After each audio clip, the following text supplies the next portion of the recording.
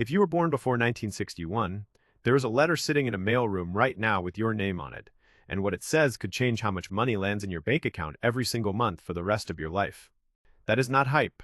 That is not a headline built to scare you into watching. That is the reality facing millions of Americans this year, because 2026 is the year rule that has been quietly reshaping retirement since the Reagan administration finally finishes its work. Maybe you already opened that letter, and you are confused by the numbers. Maybe it has not arrived yet, and you are wondering what everyone online keeps talking about. Either way, I am not here to soften this for you, and I am not here to scare you either.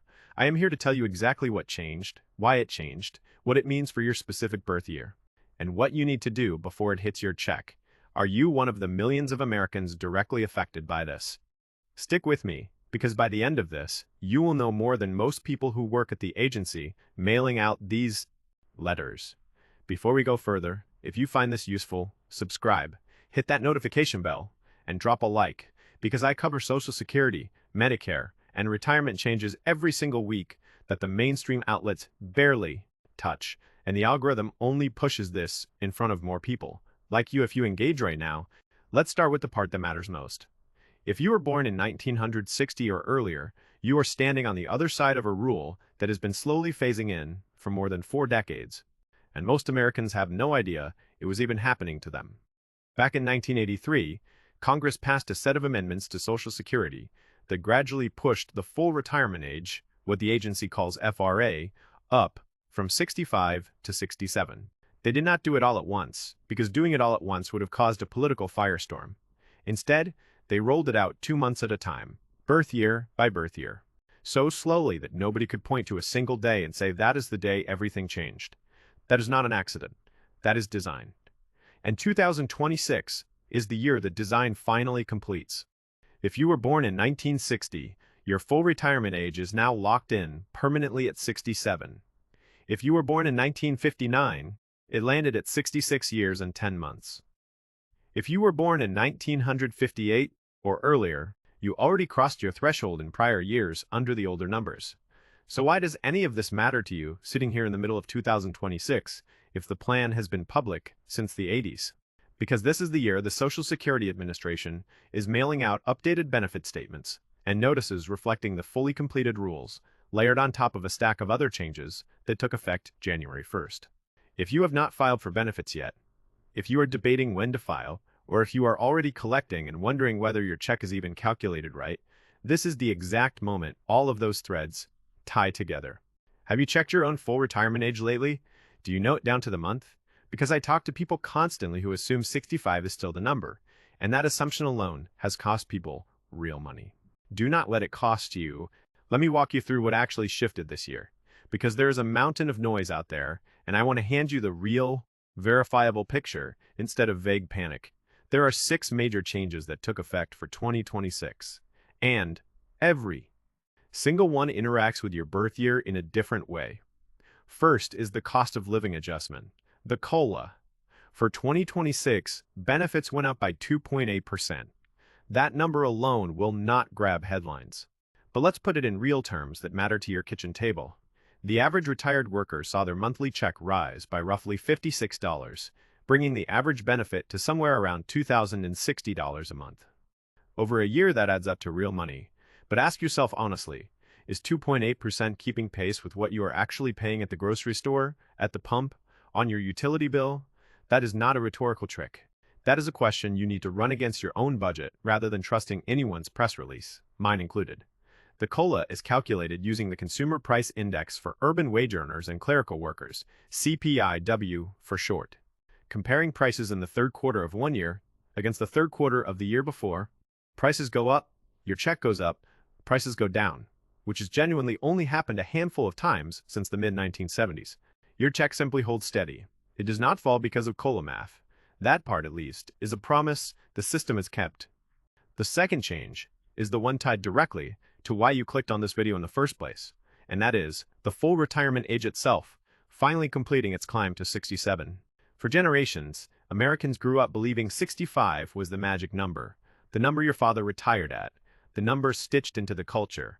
That number stopped being accurate a long time ago, and as of this year, it is fully replaced, with no exceptions left in the pipeline. If you are 66 years old right now, are you certain you know whether you have actually reached your own full retirement age? Because getting that wrong by even a few months means locking in a permanently smaller check for the rest of your life. Permanently, not temporarily, not something that corrects itself down the road. That word should sit heavy with you, because the Social Security Administration will not call you up and warn you before you make that mistake. They will process what you file and move on to the next case. The third change involves how much you are allowed to earn while still collecting benefits. And this is where I see the most confusion and the most needless suffering. If you have not yet reached full retirement age for the entire year of 2026, you can earn up to $24,480 before the Social Security Administration starts clawing money back from your check, at a rate of $1 withheld for every $2 you earn above that line. But here is the detail almost nobody explains clearly.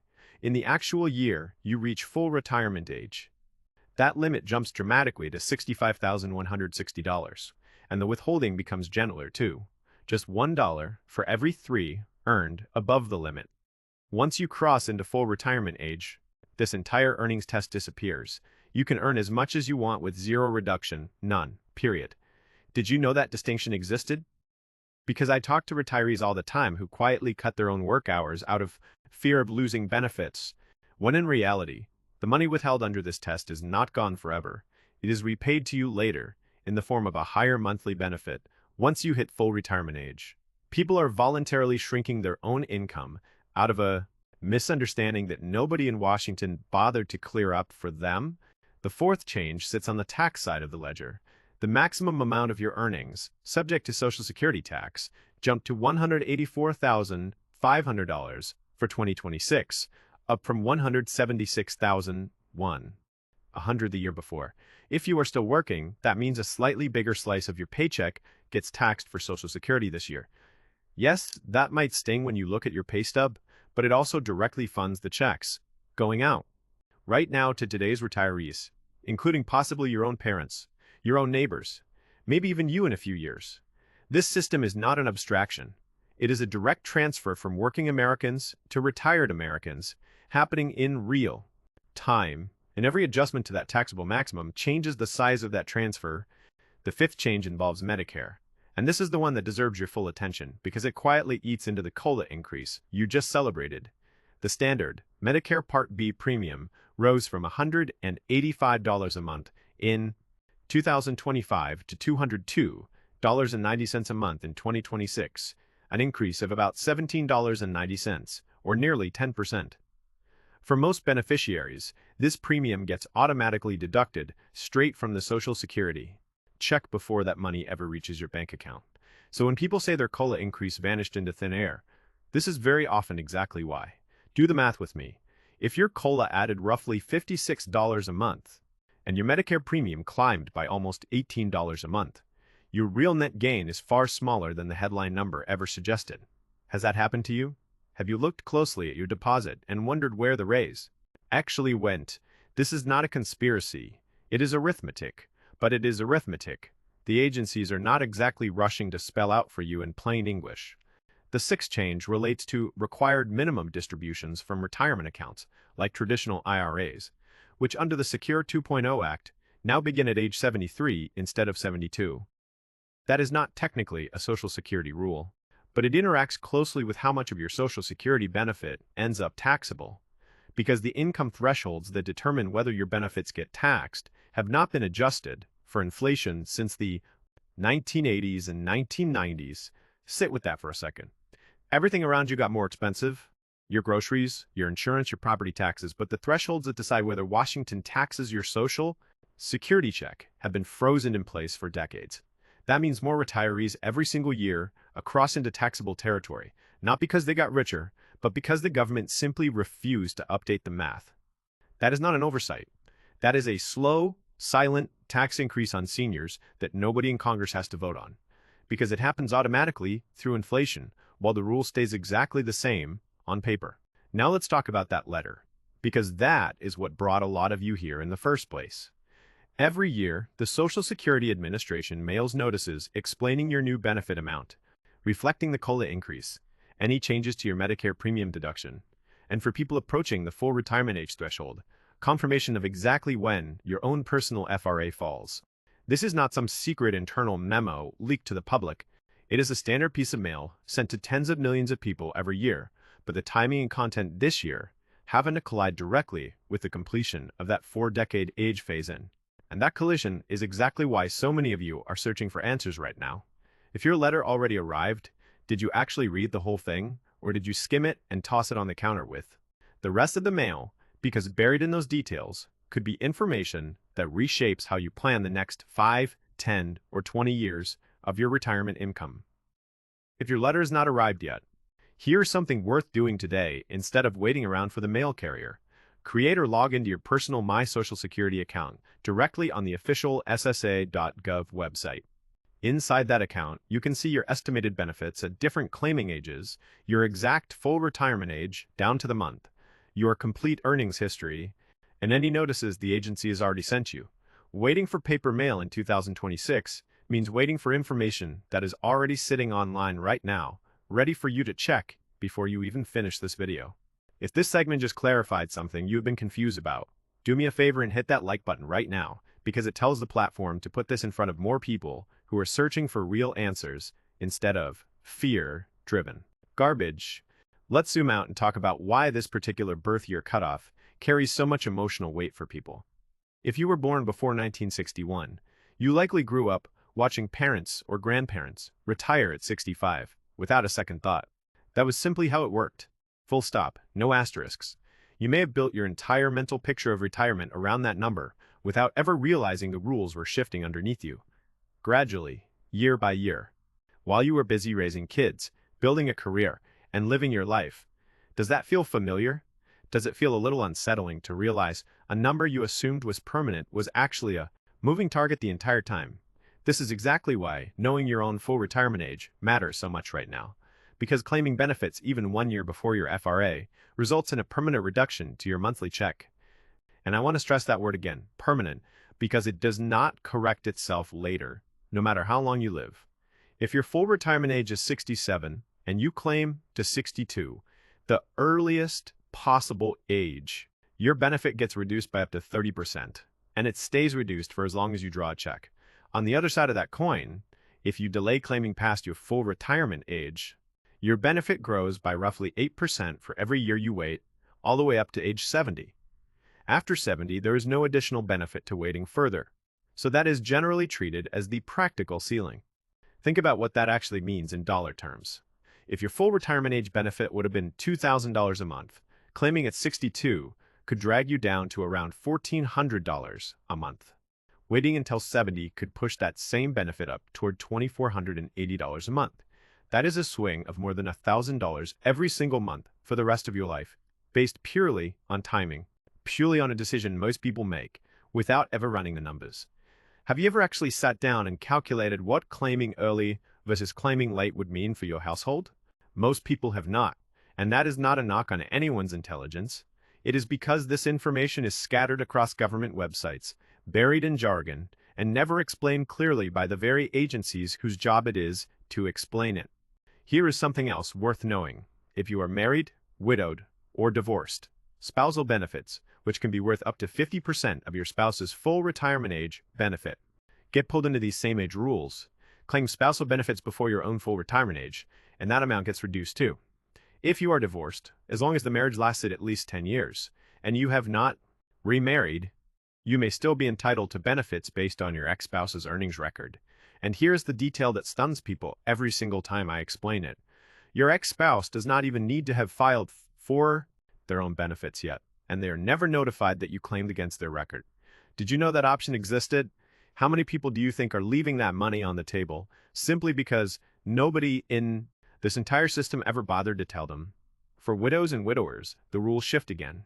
A surviving spouse can receive up to 100% of the deceased spouse's benefit, and that eligibility can start as early as age 60 or age 50 if the surviving spouse is disabled.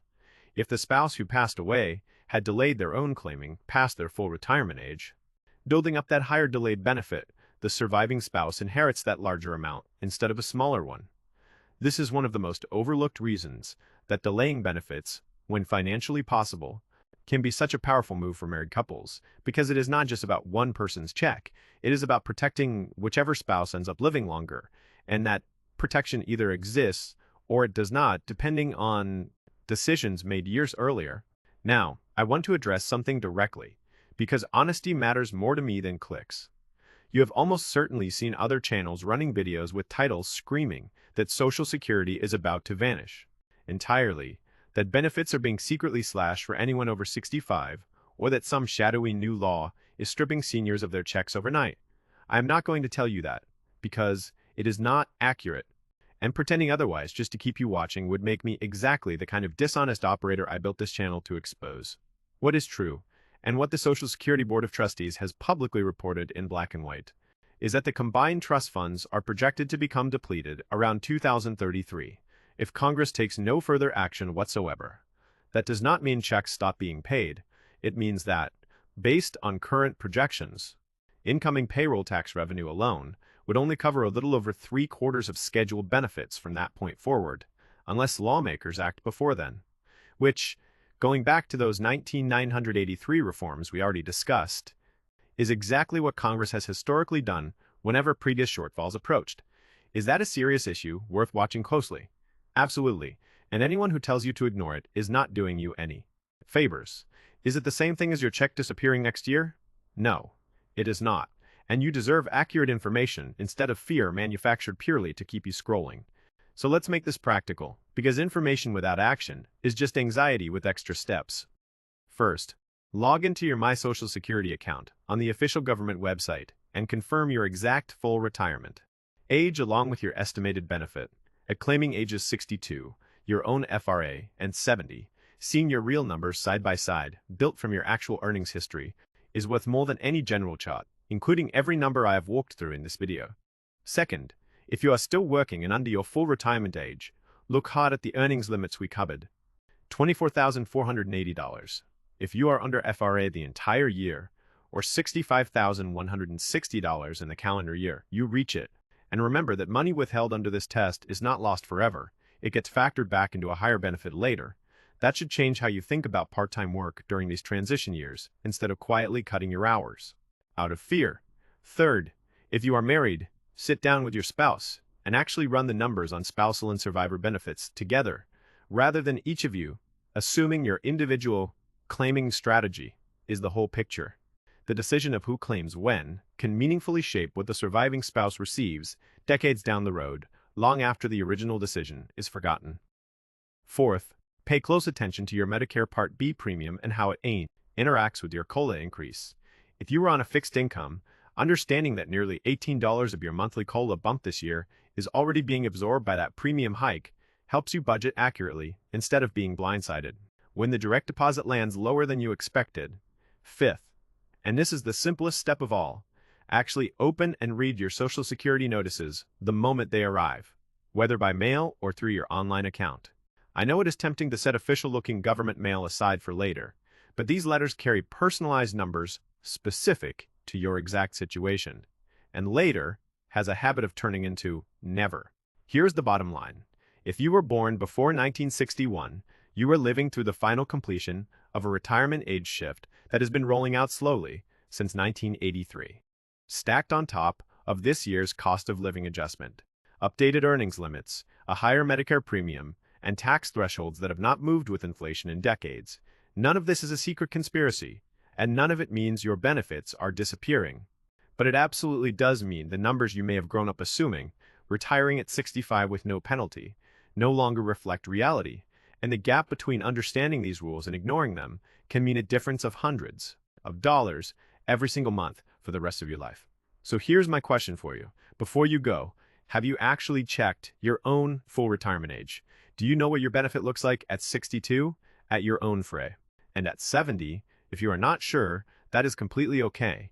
But make today the day you find out using your own My Social Security account rather than relying on anyone else's general numbers, mine included. If this video actually cleared something up for you, hit that like button so more people searching for real answers instead of fear-driven headlines can find it. Subscribe if you have not already, because I break down changes exactly like this every single week as new rules and new notices land. And drop a comment below with your birth year and whether your letter has arrived yet, because I read every single one, and it tells me exactly what to dig into next.